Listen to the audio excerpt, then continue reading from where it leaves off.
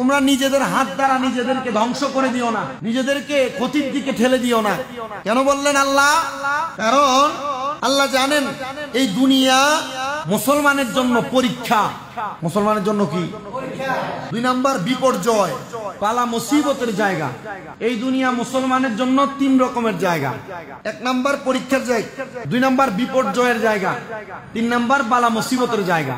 তো যত রকমের মুসিবত আসুক না কেন আত্মহত্যা করা যাবে, যত রকমের অভাব টেনশন আসুক না কেন ফাঁসি দেওয়া যাবে, অবৈধ সম্পর্কের কারণে ছেলেমেয়েরা যেই সম্পৃক্ততায় লিপ্ত হয় এটার কারণে ফাঁসি দেওয়া, বিষপান করা, রেল লাইনে মাথা দেওয়া, এগুলো করা যাবে না। আল্লাহ এই ব্যাপারে শুধু এটা বলেন নাই, আল্লাহ বলছেন ফালা ইয়াজুজু, কখনোই জায়েজ নাই লিআহাদি আন ইয়াতামান্না আলাল মাউতি ওয়া ইয়াকতালা নাফসুহু, যে কোনো মানুষ তার নিজের মৃত্যু কামনা করে, কখনো এটা কি না? জায়েজ না। হ্যাঁ, জায়েজ না। শুধু তাই নয়, আল্লাহর হাবিব সাল্লাল্লাহু আলাইহি ওয়াসাল্লাম হাদিসে মুবারাকার মধ্যে বলেন বালিস সাবরু ওয়াজিবুন আলা কুল্লি হাল, সব অবস্থায় ধৈর্য ধারণ করা ওয়াজিব। সুবহানাল্লাহ, কন্যা সব অবস্থায় ধৈর্য ধারণ করা কি ওয়াজিব? শুধু ওয়াজিব না, লিআন্না কতলান নাফসি যামবুন কাবীরুন ওয়া সাবাবুন আযীমুন লিআযাবি ইয়াউমাল হিসাব, কেননা আত্মহত্যা যারা করে এটা মহাপ্রাপ্ত, ঠিক আছে, পরকালে বড় ধরনের শাস্তি পাওয়ার একটা মাধ্যম হলো আত্মহত্যা করা, নিজের ধ্বংস করার চেষ্টা করা। নিজের ধ্বংস কিভাবে করে? হাত পোছায় না, হাত পোছায় না, এরপরে এই অবৈধ সম্পৃক্ততার কারণে নেশা করে না, অবৈধ সম্পৃক্ততার কারণে বিভিন্ন বাজে ছেলেদের সাথে মিলেমিশে চুরিচামারি করে না, এটা তো নিজের ধ্বংস করা। নিজের কি করা? বলতেছেন শুধু আত্মহত্যা করা নয়, এমন কোন অবৈধতা, কোন মহাপাপের কারণে কোন মানুষ যদি তার এই যে হাত কাটা, নেশা করা, বিভিন্ন রকমের বাজে কাজের সাথে লিপ্ত হয়, তাহলে এটা তার জন্য কি হয়? লিআন্না কতলান নাফসি যামবুন কাবীরুন ওয়া সাবাবুন আযীমুন লিআযাবিল ইয়াউমাল হিসাব, পরকালে শাস্তি পাওয়ার একটা বড় কারণ। আল্লাহর হাবিব সাল্লাল্লাহু আলাইহি ওয়াসাল্লাম নবী আমার হাদিসে মুবারাকার মাধ্যমে জানিয়ে দিচ্ছেন, আন্না রাসূলুল্লাহ সাল্লাল্লাহু আলাইহি ওয়াসাল্লাম ক্বালা লা ইয়াতামান্না আহাদুকুমুল মাউতা ইম্মা মুহসিনান ফালাআল্লাহু ইয়াজদাদু ওয়া ইম্মা মুসিআন ফালাআল্লাহু ইয়াহতাতি। নবী আমার বলেন, তোমাদের কেউ যেন নিজের জন্য মৃত্যু কামনা না করে যে আল্লাহ এমন বিপদে ফালায়া রাখছে, আল্লাহ এমন বিপদে ফালায়া আমারে মরণও দেয় না। এই যে কথাগুলা মানুষ মুখে মুখে শব্দে বলে যে আল্লাহ মরণও দেয় না, কেন বাঁচায়া রাখছে? নবী আমার বলে লা ইয়াতামান্না আহাদুকুমুল মাউতা, তোমাদের কেউ যেন মৃত্যু কামনা না করে। নবীজি কেন কয় ইম্মা মুহসিনান ফালাআল্লাহু ইয়াজদাদু, কারণ সে যদি নেককার হয় তবে হয়তো সে দুনিয়াতে যতদিন বাইচা থাকবে সে ততদিন পর্যন্ত নেক আমল করবে। ইয়া রাসূলুল্লাহ, তাহলে কোন মানুষ যদি বদকার হয়, সে যদি মৃত্যু কামনা করে তার জন্য ভালো, কারণ সে তো মৃত্যুবরণ করলে আর গুনাহ করার কোনো সম্ভাবনা থাকে না। নবী আমার কয় না, ওয়া ইম্মা মুসিআন ফালাআল্লাহু ইয়াস্তাতিব, নবী বলেন নেককার যদি না হয়, যদি সে বদকার হয়, যদি সে পাপী হয়, তাহলে সে যেন মৃত্যু কামনা না করে, হয়তো মরণের আগে এই ব্যক্তি তওবা করার সম্ভাবনা আছে। এজন্য কোন পাপী মানুষকে ঘৃণা করার দরকার নাই। সে যে পাপ কাজটা করে, আমাদেরকে তার পাপ কাজটাকে ঘৃণা করার দরকার, পাপী মানুষটাকে বোঝানো দরকার, এর তুমি যে কাজটা করো এই কাজটা ভালো না, তুমি যে মন্দ কাজটা করো এই মন্দ কাজটা ভালো না, তুমি যে নেশা করো নেশা করা ভালো না, তুমি যে মানুষের মাল সামান চুরি করো চুরি করা ভালো না, তুমি যে আত্মহত্যা করতে যাও এই আত্মহত্যা করা ভালো না। আল্লাহর নবী বলেন শুধু তাই নয়, এরপর আরেকটা হাদিস নবী বলে লা ইয়াতামান্নায়ান্না আহাদুকুমুল মাউতা মিন দুররি আসাবা। আল্লাহর হাবিব বলেন তোমাদের কেউ দুঃখ কষ্টে পতিত হওয়ার কারণে যেন মৃত্যু কামনা না করে। অভাবের কারণে মানুষ বলে আল্লাহ আমার অভাব না দিয়া যদি মরণ দিতা। মানুষ ঋণের কারণে বলে আল্লাহ এই ঋণের মুসিবতের মধ্যে না ফেলে যদি তুমি আমারে মরণ দিতা। মানুষ রোগে আক্রান্ত হওয়ার পর আল্লাহর কাছে কয়, আল্লাহ যদি এমন কঠিন রোগ না দিয়া মরণ দিতা। মানুষ দুনিয়ার বিভিন্ন রকমের টেনশনের কারণে, মুসিবতের কারণে বলে, আল্লাহ এই বিপদ এই টেনশন না দিয়ে যদি আমার মরণ দিতা তাহলে ভালো হতো। কিন্তু আল্লাহর নবী বলে, লা ইয়াতামান্নায়ান্না আহাদুকুমুল মাউতা মিন দুররি আসাবা, তোমাদের কেউ যেন দুঃখ কষ্ট পতিত হওয়ার পর মৃত্যু কামনা না করে। নবীজি কেন বলে, ফা ইন কানা লা বুদ্দা ফাইলান ফালিয়াকুল্লি আল্লাহুম্মা আহিনি মা কানাতিল হায়াতা খায়রাল্লি ওয়া তাওয়াফানি ইযা কানাতিল ওয়াফাতু খায়রাল্লি। আল্লাহর হাবিব বলতেছেন, কারণটা হলো যদি কিছুই করতে চায় তাহলে সে যেন আল্লাহর কাছে দোয়া করে, হে আল্লাহ আমাকে জীবিত রাখো যতদিন আমার জন্য বেঁচে থাকা কল্যাণকর। মানে তবুও যেন আল্লাহর কাছে মরণ কামনা না করে। যদি তার কোনো মুসিবত থাকে, বিপদ থাকে, তার বাইচা থাকতে মন না চায়, সে যেন আল্লাহর কাছে দোয়া করে, আল্লাহ তুমি আমারে ততদিন পর্যন্ত জীবিত রাখো যতদিন পর্যন্ত আমার জন্য কল্যাণকর হয়। নবী বলেন শুধু তাই নয়, শুধু এটা বলার পর সে যেন আবার দোয়া করে, আর আমাকে মৃত্যু দাও যদি আমার জন্য মরে যাওয়া কল্যাণকর হয়। মানে আল্লাহর কাছে সব সময় যেন দোয়া করে, আল্লাহ যতদিন বাইচা থাকলে কল্যাণ তুমি ততদিন বাঁচিয়ে রাখো, আর যখন মইরা গেলে আমার জন্য কল্যাণ হবে তুমি আমারে তখনই মারো। জোরে সুরে কন্যা মারহাবা। এজন্য আল্লাহর কাছে মরণ কামনা করা যাবে না, মারহাবা কন্যা। তবে মরণের কথা স্মরণ করতে হবে, আল্লাহকে বলতে হবে, আল্লাহ আমারে তুমি যদি বিপদ দিয়া তুমি কল্যাণ মনে করো বিপদ, আমারে মুসিবত দিয়া কল্যাণ মনে করলে মুসিবত, আল্লাহ আমার রোগ দিয়া কল্যাণ মনে করলে তাহলে আমার জন্য কল্যাণটাই ভালো। আল্লাহর হাবিবের আরেকটা হাদিসে মুবারাকা শুনেন মুসল্লিরা, মান তারাদ্দা মিন জাবালিন ফাকাতালা নাফসাহু ফাহুয়া ফি নারি জাহান্নামা ইয়াতারাদ্দা ফিহা খালিদান মুখাল্লাদা ফিহা আবাদান ওয়া মান তাহাসসা থুম্মা ফাকাতালা নাফসাহু ফাসুম্মুহু ফি ইয়াদিহি ইয়াতাহাসসাহু ফি নারি জাহান্নামা খালিদান মুখাল্লাদা ফিহা আবাদা। নবী আমার পরবর্তী হাদিসে মুবারাকার মধ্যে বলেন, যেই ব্যক্তি পাহাড়ের উপর থেকে লাফিয়ে পড়ে আত্মহত্যা করে, ছাদের উপর থেকে লাফিয়ে আত্মহত্যা করে, বড় বড় গাছের উপর থেকে লাফিয়ে আত্মহত্যা করে, সে জাহান্নামের আগুনের মধ্যে পড়বে। কেউ যদি আত্মহত্যা করে কোনো পাহাড়ের উপর থেকে, ছাদের উপর থেকে, গাছের উপর থেকে পড়ে যদি কেউ আত্মহত্যা করে, নবী আমার বলে সে জাহান্নামের আগুনে পড়বে, চিরকাল সে জাহান্নামের ভিতরে ওইভাবে লাফাতে থাকবে। নবী আমার বলে শুধু তাই নয়, শুধু লাফাতে থাকবে না, শোনো মানুষ, ওমান তাহাসসা সুম্মা ফাকাতালা নাফসাহু ফাসুম্মুহু ফি ইয়াদিহি ইয়াতাহাসসাহু ফি নারি জাহান্নামা খালিদান মুখাল্লাদা ফিহা আবাদা।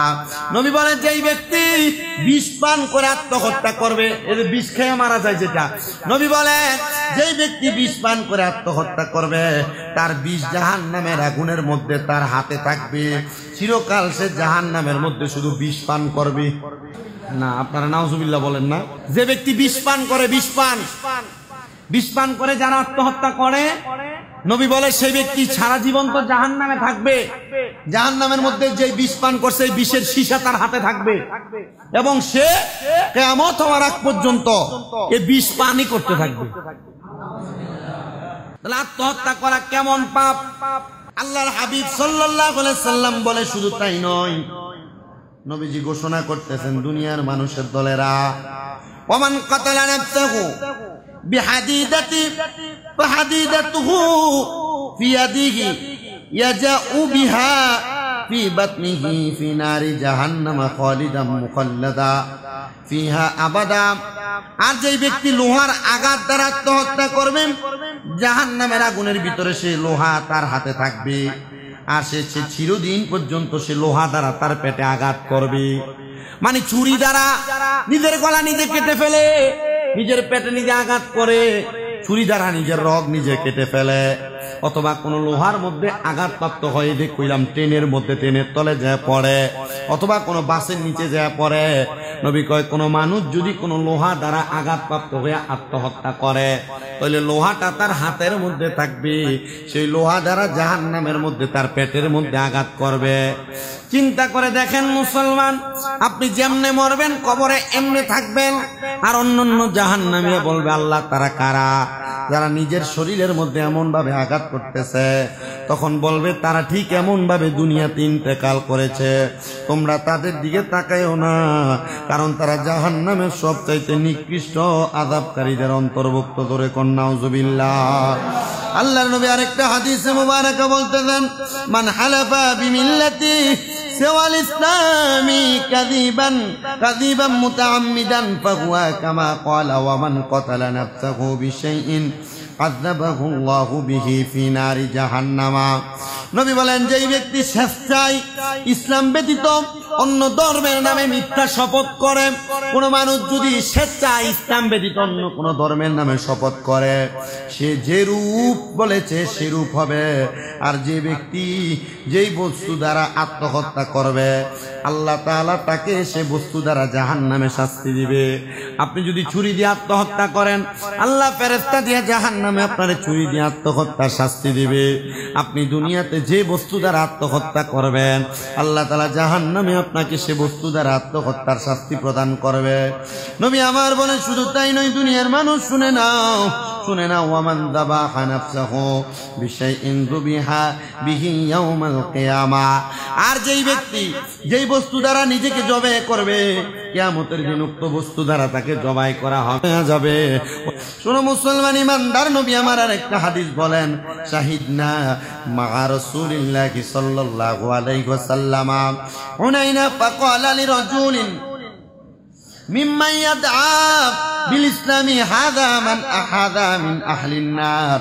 আল্লাহর হাবিব বলতেছেন, হুনাইনের যুদ্ধে আমরা রাসূল সাল্লাল্লাহু আলাইহি ওয়াসাল্লাম সাহাবায়ে কেরাম বলে, হুনাইনের যুদ্ধে আমরা নবীজির সামনে উপস্থিত ছিলাম। সুন্দর একটা ঘটনা। এই ছেলে, নিরাল বসে থাকবে। হুনাইনের যুদ্ধে সাহাবায়ে কেরাম বলে, আমরা নবীজির সামনে একবারে নিস্তব্ধ বসে রইলাম। এমন টাইমে আল্লাহর হাবিব সাল্লাল্লাহু আলাইহি সাল্লাম এক ব্যক্তির ব্যাপারে বলতে লাগলেন, এই ব্যক্তি জাহান্নামী। নবীজি ডাইরেক্ট তার দিকে আঙ্গুল তুলে বললেন, সে জাহান্নামী। সাহাবায়ে কেরাম বড় অবাক হয়ে গেলেন, ইয়া রাসূলুল্লাহ, যুদ্ধের ময়দানে আসলো, আপনি তাকে বললেন জাহান্নামী, কারণটা কি?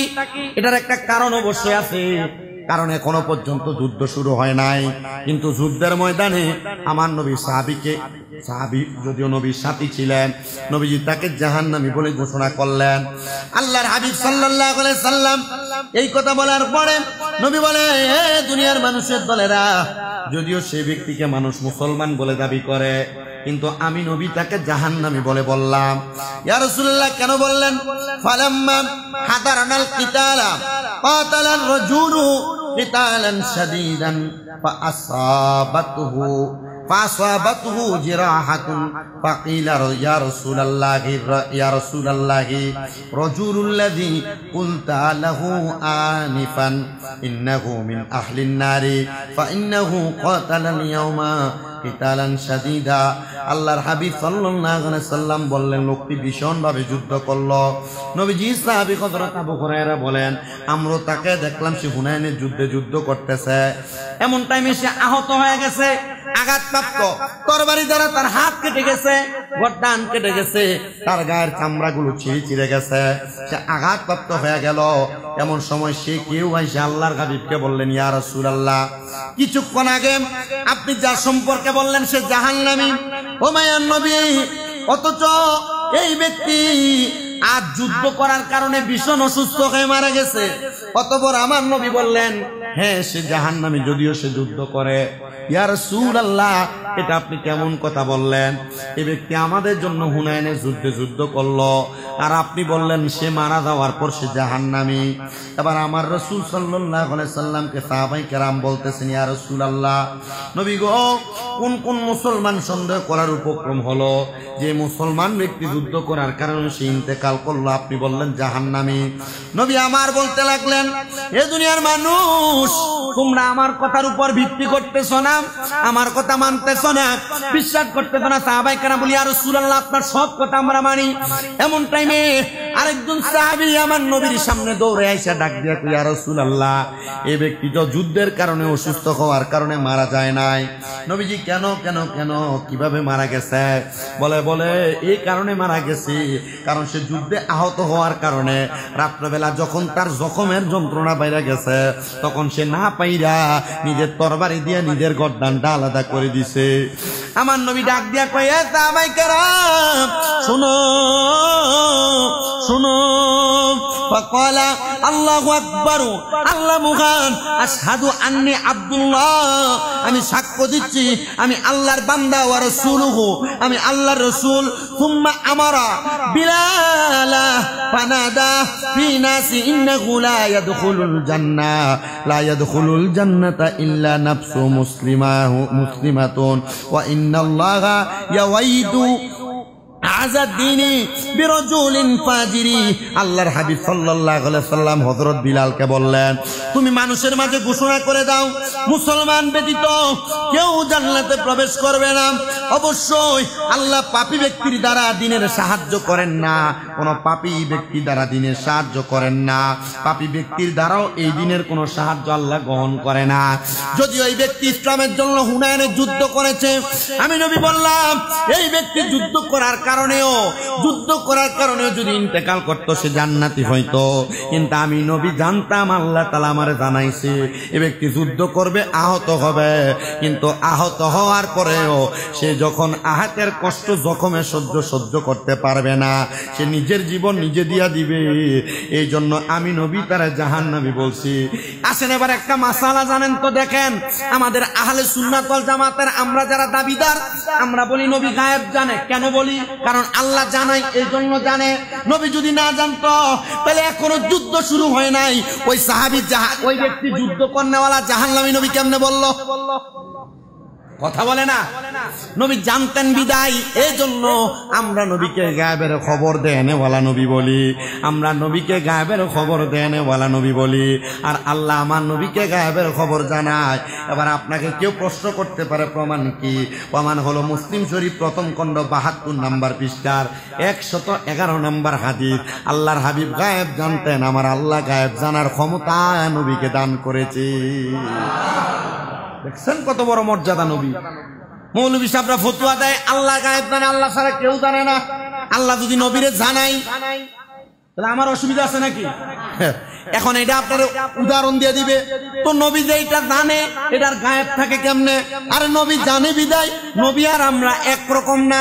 নবী যাই না, আমাদেরকে জানাই বিদায়, এটা নবীর কাছে গায়েব, আমাদের কাছে গায়েব না, আমাদের কাছে জহের। এজন্য নবীকে আল্লাহ ক্ষমতা দিয়েছেন, নবী জানেন, আমাদেরকে ক্ষমতা দেয় নাই। এজন্য আমরা নবীর মাধ্যমে জানি। ধরে কোন সুবহানাল্লাহ। যুদ্ধের ভিতরে শহীদ হয়ে যাবে, যুদ্ধে যে মারা গেছে, নবীজি যুদ্ধ শুরু হওয়ার আগে বসে সে জাহান্নামী। এজন্য তিনি নবী। বলেন এই জন্য তিনি কি? এই নবী শব্দের একটা অর্থ হলো হক বিশ্বের সংবাদদাতা, গায়েবের খবরদাতা। নবী শব্দের একটা অর্থ কি? গায়েবের খবরদাতা। তা আমি যে কই নবী গায়েব জানে না, তার মানে নবী যে আল্লাহ প্রদত্ত ক্ষমতায় জানে। কথা বলে না কেন? আল্লাহ কি? স্রষ্টা। বলেন আল্লাহ কি? খালেক। নবীজি মাখলুক। নবী কি?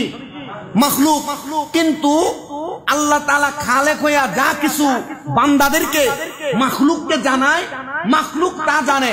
কিন্তু আমার নবী মাখলুকে আকবার, বড় মাখলুক, এমন মাখলুক যার সাথে কোনো তুলনা।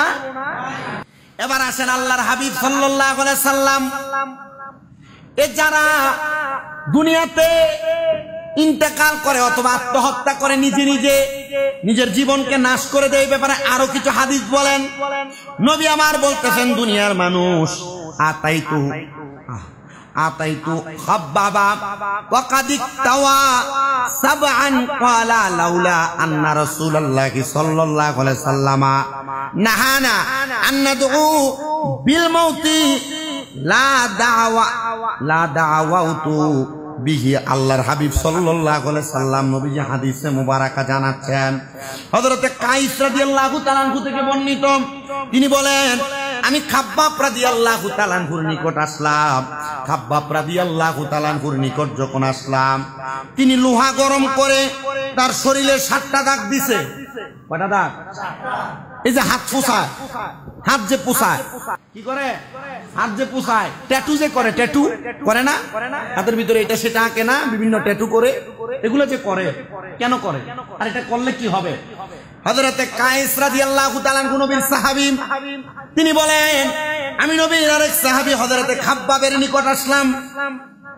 আইসা দেখলাম তিনি লোহাকে গরম করে করে তার শরীরের মধ্যে 7টা দাগ দিছে, 7টা দাগ। তখন আমি তার দিকে তাকাইলাম, ডাক দেওয়ার পর আমি তারে ডাক দিয়া বললাম, যদি রাসূল সাল্লাল্লাহু আলাইহি সাল্লাম আমাকে মৃত্যুর জন্য দোয়া করতে নিষেধ না করতেন, তাহলে আমি এই জন্য দোয়া করতাম। মানে এটা বোঝাইছে কোন মানুষ যদি জীবিত থাকা অবস্থায় তার হাতের মধ্যে এভাবে ফোঁসায় অথবা ট্যাটু করে, সে আসলে জীবিত না, এটা মরা। কারণ মরা মানুষের শরীরে আঘাত করলে সে টের পায় না। তো যে ব্যক্তি শরীরে আঘাত করে, হাতের মধ্যে পোঁছায়, হাতের মধ্যে ট্যাটু গুলা করতেছে, দাগ দিতেছে, এবার আপনারা চিন্তা করে দেখেন আল্লাহর হাবিব তাদেরকে দুনিয়াতেই মরা বইলা দিছে। আসেন আইসা যেখানে জায়গা পাইবেন তাবারুক ওইখানে বসে থাকবেন। কারণ আমি তো নামাজ পড়ানোর পরে একটু বসি না, মুনাজাতের আগে জিজ্ঞেস করি কে কে দোয়া করাইবো, তখন বইলেন। একবার প্রয়োজনে বাপদাদা 14 গোষ্ঠীর নাম করবেন, দোয়া করুন। আমার অসুবিধা আছে দোয়া করলে, আপনার লেগে দোয়া করলে আমারও লাভ হইব। হাদিয়া দিতে আসেন, কে হাদিয়া না দিলে আমি দোয়া করতাম না? যদি হাদিয়া না দিলে দোয়া করি, আপনি দিবেন কি দিবেন না? আমি তো বাইরের সময় আপনি দিতে পারবেন। মুয়াজ্জিন সাহেব যখন নামাজ থেকে ফ্রি হবে তখনও দিতে পারবেন। এটা দিতে আইসা আমার ওয়াজে বেঘাত ঘটানোর কোনো দরকার আছে? আব্বা আমি 100, 200, 500 এ হাদিয়ার লেগে পাগল না, আমার এতটুক কথা, মন চাইলে দিবে না চাইলে নাই, কিন্তু হাদিয়া দিতে আসে আমার ওয়াজের ব্যাঘাত ঘটায় না। কথা ঠিক আছে? আল্লাহর রাস্তে এখন থেকে আর কেউ ওয়াজ চলাকালীন আমার মুসল্লি যারা আছে আপনারা সামনে দিয়ে মাঝখানের দিকে আসবে। সবার কাছে আমার উদারতা আহ্বান থাকবে, এটা করবেন না আপনারা কখন। কারণ আমি ওয়াজটা কষ্ট করে পড়ে আসি। আমি যদি পুরা খুতবার বিষয়টা যদি এক জুমাতে শেষ না করতে পারি, পরবর্তী জুমাইকে আবার একই বিষয়ে ওয়াজ করা সম্ভব নাকি? না। কারণ বাইরে কয়েকজন মুসল্লি আসে, এরা এই কথাগুলো শুনে পরে চিন্তা করবে, আরে গত জুমা তো ইটে ওয়াজই করছে, ঠিক না? এই জন্য আমি কষ্ট করে পড়ে আসি, এই ওয়াজগুলো যেন আপনাদের কাছে আমি বইলা শেষ করতে পারি। আল্লাহ তৌফিক দান করুন, পরে না আমি। নবীজির আরেকটা ছোট হাদিস, নবীজি বলেন তোমরা শত্রুর মুখোমুখি হওয়ার কামনা করো। শত্রুর মুখোমুখি হওয়ার, কেউ আপনার সাথে কোনো অন্যায় করছে, আপনি বাড়িতে গেছেন, কারোর সাথে কথাটা বলার পর কইছে আর কে তোরে মারছে, চল তারও যে মাইরাম, তারও যাইরা মাইরাম, তে তোরা আঘাত করছে, চল তারও আঘাত করাম। নবীজি বলেন তোমরা এই কাজ করো না কখনো। সে যদি তোমাকে মাইরা থাকে, আঘাত করে থাকে, অন্যায় করে থাকে তোমার সাথে, ইয়া রাসূলুল্লাহ আমি কি করব? নবীজি বললেন তোমরা ওই সময় অন্য কোনো কিছু না করে আল্লাহর কাছে দোয়া করো। যে কি দোয়া? আদুবিল উসালুল্লাহুল আফিয়া, আল্লাহ তুমি আমরা হেদায়েত দাও, তুমি আমরা নিরাপত্তা কামনা করি, তুমি আমরা নিরাপদ রাখো। কারণ আপনি যদি শত্রুর মুখোমুখি হন, শত্রু আপনার একটা মারবে, আপনি শত্রু একটা মারবেন, হয় শত্রু মরবো নয় আপনি মরবেন, হয় শত্রু মরবে নাহলে আপনি মরবেন। তখন কি হবে? এটা কি আর মর হইব না আত্মহত্যা হইব? কথা কয় না। আপনি জানেন শত্রুর মুখোমুখি যাওয়া নিষেধ, আপনি গেছেন, মাইর খেয়ে মরছেন, তাহলে এটা আর কি না? মরা না। এটা কি কন্যা? এটা কি? তাহলে আল্লাহ তাআলা আত্মহত্যা থেকে আমাদের সমাজকে বাঁচিয়ে রাখুন। এই যে বিভিন্ন জায়গায় খবর পাওয়া যায়, যে আপনারা এখানে পাওয়া গেছিল না গাছে ঝুলানো লাশ, গাছ, হ্যাঁ পাওয়া গেছে না? এরপরে বিভিন্ন জায়গায় এদিকে পাওয়া যায় না, এই ধরেন যে ঘরের মধ্যে ফুতের বউ ফাঁসি দিয়ে বয়ে থাকে, অনেক প্রবাসী বিদেশ থেকে আইসে আইয়া ফাঁসি দিয়ে লাইছে। অনেক জায়গার ভিতরে দেখা যায় যে ছেলে বিদেশ থাকে, বউ বাচ্চা দুইটা লইয়া সমানে বিষ খেয়ে লাইছে, এমন করে না? এগুলা কি? এগুলা কোন ধরনের কাজ? এগুলা আত্মহত্যা, এগুলা মহাপাপ। কি পাপ? বিষ খাস, ছুরি দিয়ে আঘাতপ্রাপ্ত হোক অথবা ফাঁসি দিক, সে যে অবস্থায় মরবে জাহান্নামের ভিতরে আগুনে জ্বলবো এবং ওই অবস্থায় থাকবে। বিষ খাইতে খাইতে যদি মরে তাহলে বিষ খাইতে খাইতে থাকবো জাহান্নামে। ফাঁসি দিয়া মরলে জাহান্নামে গলার ভিতরে ঝুলমুক্ত অবস্থায় থাকবো। ছুরি দিয়ে নিজে আঘাত করে মরলে জাহান্নামের ভিতরে নিজের গায়ে নিজে কি করবে? আঘাত করবে। আল্লাহ তাআলা আমাদেরকে বোঝার তৌফিক দান করুন। এমন বাজে কাজ থেকে হেফাজত করুন, আত্মহত্যার মতো মহাপাপ থেকে বেঁচে থাকার তৌফিক দান করুন, এবং দুনিয়ার বিভিন্ন পারিপার্শ্বিক বিষয়ে আঘাতপ্রাপ্ত মনে কষ্ট পাওয়ার পর হাত পোছানো, বিষপান করা, ফাঁসি দেওয়া, মরতে যাওয়া, নেশা করা, এই বাজে কাজ যেগুলো আমাদের কবরে মহাপাপের কারণ হয়ে দাঁড়াবে, এগুলা থেকে আল্লাহ